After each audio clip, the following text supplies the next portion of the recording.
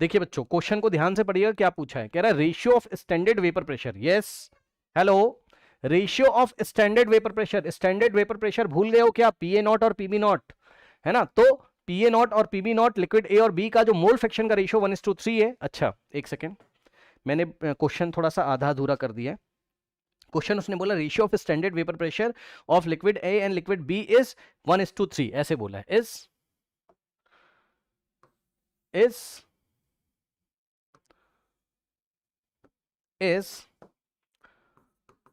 1:3, है ना। Also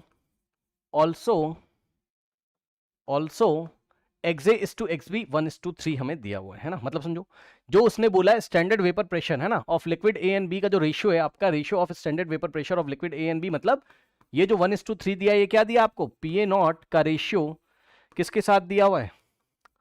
PB not के साथ दिया हुआ है। समझे ना बात को? मतलब आप पीए नॉट बाय पीबी नॉट की जगह आप क्या रख सकते हैं यहाँ पर? 1/3 आप रख सकते हैं यहाँ पर, ठीक। और लिक्विड फेज में दोनों के मोल फ्रैक्शन का ratio x A by x B हमें कितना दिया हुआ है यहाँ पर? 1/3 हमें यहाँ पर दिया हुआ है, ठीक। 1:3, 1/3। Calculate the mole fraction of liquid A in vapour phase, ठीक। Calculate the mole fraction of liquid A in vapour phase. Liquid A का वेपर फेज में मोल फ्रैक्शन यानी कि वाई ए का वैल्यू पूछा गया है। यस और नो? यस और नो? ठीक। तो आप मुझे बताओ कि फॉर्मूला आप लोग कौन सा यूज करेंगे यहाँ पे, बताइए। Y A by y B is equals to क्या था हमारे पास? P A by P B, यही था, यही था। तो is equals to p A की जगह बताइए p A naught into x A by P B की जगह, पी बी की जगह p B naught into x B. अब देखो, p A naught by P B naught की जगह आप क्या रखोगे, और x A by x B की जगह आप क्या रखोगे? P A naught by P B की जगह आप पी बी नॉट की जगह 1/3 यहाँ पर, और इंटू में x A by x B की जगह भी 1/3 हमें दिया हुआ है, ठीक। बहुत सही, यहाँ से आ जाएगा 1 × 1 1, 3 × 3 इज 9, ठीक। यहाँ तक पहुँच गए। अब हम लोग क्या करेंगे यहाँ पर, देखिए। अब y A by y B, जरा ध्यान दें स्टूडेंट्स, हमारे पास y A by y B is equals to 1/9 आया है।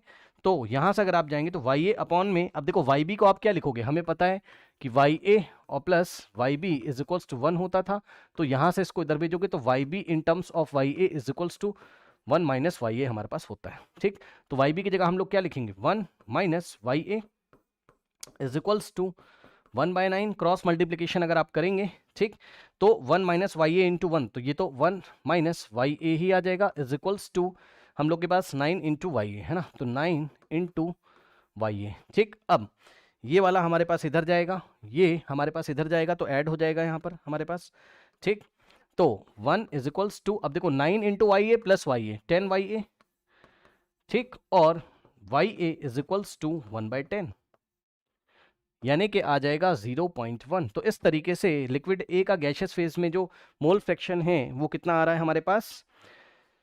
0.1, करेक्ट, 0.1। मेरे ख्याल से कोई डाउट होना नहीं चाहिए, कोई डाउट होना नहीं चाहिए।